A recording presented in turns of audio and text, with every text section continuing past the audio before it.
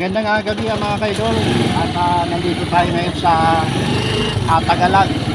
Itong Tagalog na to guys ay nasasakupan ng Valenzuela pa rin. May share lang ako sa inyo guys kung tama ba yung aking ginawa. From Stoda Terminal, may sumakay sa aking pasahero. Dalawa bali guys. Umupo po sa loob yung isa at umupo naman sa likod yung isa. Ang sabi sa akin, takbo na raw at diretso na. So ngayon guys, bibilangin natin kung ano. Kasi bawat madaanan kong pasahero ay diretso na raw po. Comment lang kayo mga kaidol kung mali ba ako sa aking singil hindi na ako magsasakay. Diretso na, okay. So ngayon guys, ang from amin terminal namin dito ay Stoda Terminal, from Stoda to Tagalog, Tatasilo. Ang singil namin dito guys ay bali 40 minutes ang isa kasi medyo malayo-layo ito guys, itong Tatasilo. So ngayon, pagdating sa Tatasilo, ininga ko siya ng dapat nga guys 160 kasi bali babayaran niya na yung for passenger guys. Kasi kada madaanan ko guys na pasahero, ayaw niya nang magpasakay. Arkilado niya na lahat ng upuan, pati yung likod, hindi na talaga siya nagpapaupo, diretso na raw. So ito na nga guys, at siningil ko lang siya ng 120. Ang sabi sa akin guys, grabe naman kayo. So hindi po guys, binawasan ko pa nga po ng ng 40 pesos. At ito na nga, siyempre alam mo naman si Dong ay medyo mabait naman tayo guys sa ganyan, nakakaintindi. Kaso yung pasahero na ganon na ayaw na magpasakay, imbis na kumita pa ako na madagdagan yung 80 pesos na ibabayad nila, ay hindi na nadagdagan. So ito na nga po guys, sinabi ko na okay na po yung 100 kasi baka mamaya makakuha ko sa danang isa hanggang kanto ng 15, diba? Ay bawa dalawang pasahero nakakuha ko, bali 20, bali magiging 100 na ko guys. Hininga ko na lang po siya guys ng 100 para maiwasan ng pagtatalo. Okay ba yung guys yung aking ginawa?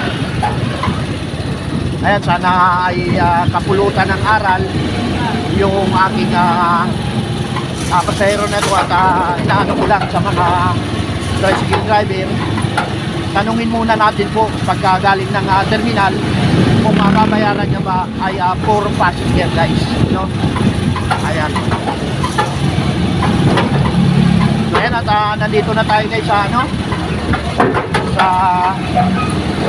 Tagalog pa rin dito guys. Ito ay pinapasyalan ng mga mamamayang Pilipino. Ito ay Alvarez. Maraming dito guys. Maraming pumupunta dito sa Tatasilo. May mga kainan doon na may ihawan, may nag-iihaw-ihaw.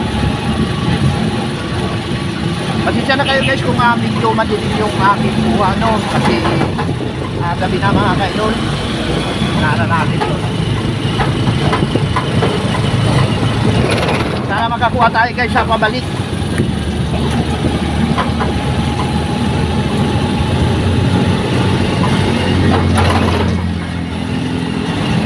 Dapat guys, ugaliin natin tanongin ang pasahero kung magsabi na diretso na at wag nang magsasakay. Okay, ganito na nga. Sasabihin natin, babayaran nyo na po ba lahat ang pamasahe for passenger, di ba? Di ba guys, sa lahat naman ng mga tuda, puro passenger pagka nagmamadali, pagka special yung ano, yung tawag nito, yung sakay natin.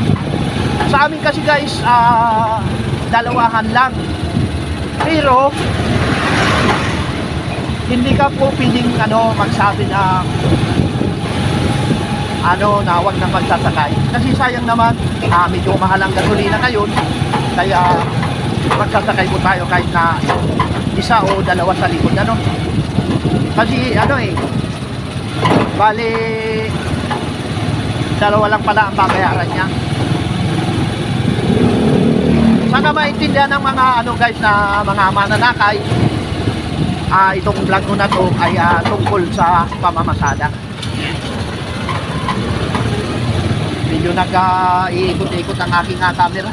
Talagang mahirap pa sinong. Hindi pa tayo makasahod kasi ang ating ang ating dollar ay 43 pa lang. Ang 44 na guys ang ating dollar So malayo pa. Malaki-laki pa yung ating nakakabulin. Baka mamaya mga January pa ito makasahod. Okay lang at tuloy-tuloy lang tayo. Kahit na medyo matagal, basta may hinihintay. Ako hindi nagsasawa guys na mag-upload. Malay mo ay hindi natutulog ang Diyos, ay magising para sa akin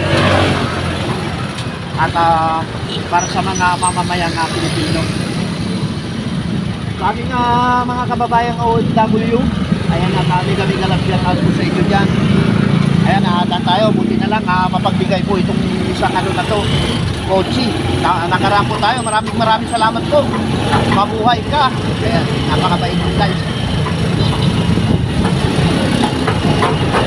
Alam nyo guys, sa lansangan, hindi magkakaroon ng aksidente kung marunong magbigay at bibigayan. Nakuunawaan, hindi ba guys yung mainit ang ulo lagi, mahirap yung mainit ang ulo lagi kang mapapaaway. Ganon din po sa pamamasada. Kailangan ay unawaan, huwag hambugan. Ayan, nagsasalita na naman tayo guys ng Bicol. Hambugan.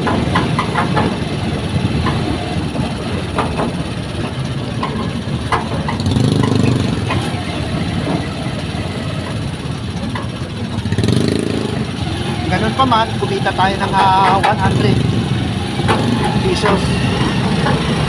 Hindi ko na kasi kasalanan yun guys.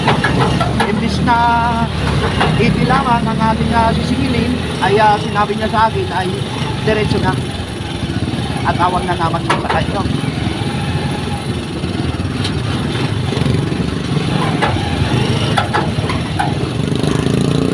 Puso ngayon guys ang sipon at hanggang ngayon sinisipon pa rin ang inyong host.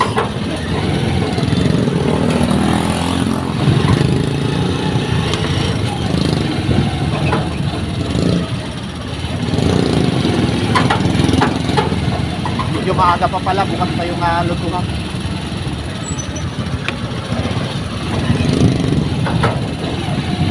Nakabili na lang tayo guys ng tinapa sa halagang 50 pesos.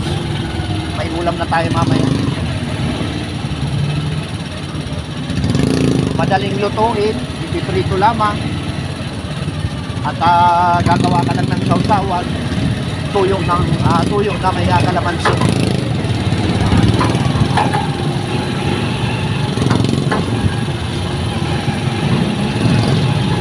May galang shoutout sa'yo, Kajuli TV. Ayan, may galang shoutout ko. Salamat sa pag-bisita sa aking audio upload. Ayan. Ayan, mga matagal na natin yan guys sa kaibigan.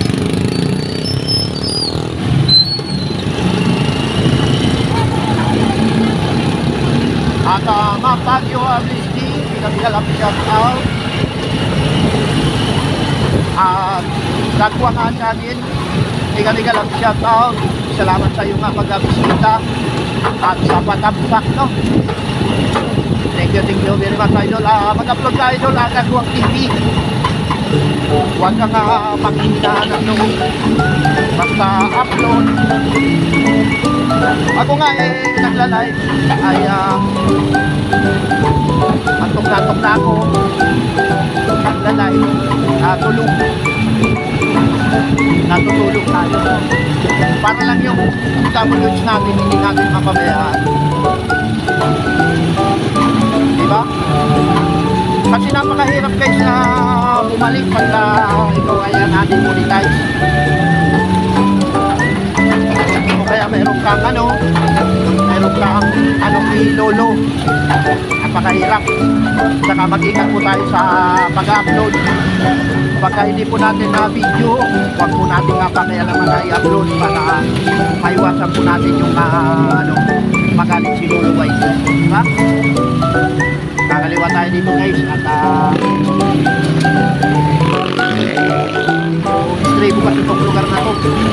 Pa-cross na daan, kinakailangan tayo, medyo maingat tayo sa pagkamamanino.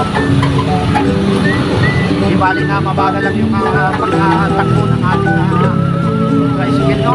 At hanap naman natin guys ay pasahero, kaya hindi tayo nagmamadali. Pero medyo may katulinan din guys. Sayang naman kung lagi ka lang mauulikan at siyempre yung mga pasahero na dapat sa'yo ay hindi mo makukuha. Takbo makuhi lang pa. Another kanto guys, another cross na daan. Kailangan tingin sa kaliwat na daanan para ayos ang apat pamalino, no? Balik na tayo sa pinakabila terminal. Dito guys sa Claras, marami na mga pasahero dito na malalayo, no? Claras, bago kakainan dito guys. So kaya kaba ng atin natin.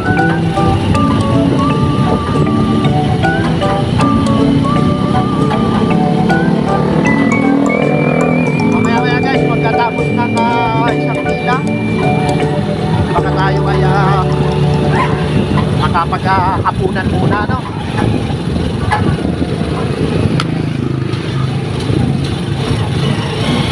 Hapunan muna tayo kasi medyo nararamdaman ko na naman itong tiyan ko. Pagkano guys, pagka biyahero ka talaga, sa katulad kung laging natatagtag ang katawan, ay mabilis magutom guys, no?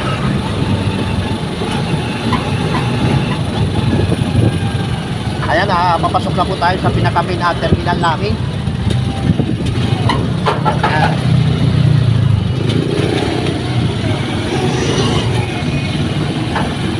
Ayan, paikot dito guys. Sa umaga guys, ay mahaba ito. Hanggang dyan, hanggang dulo, no? Ayan, medyo maiksi naman ang napila.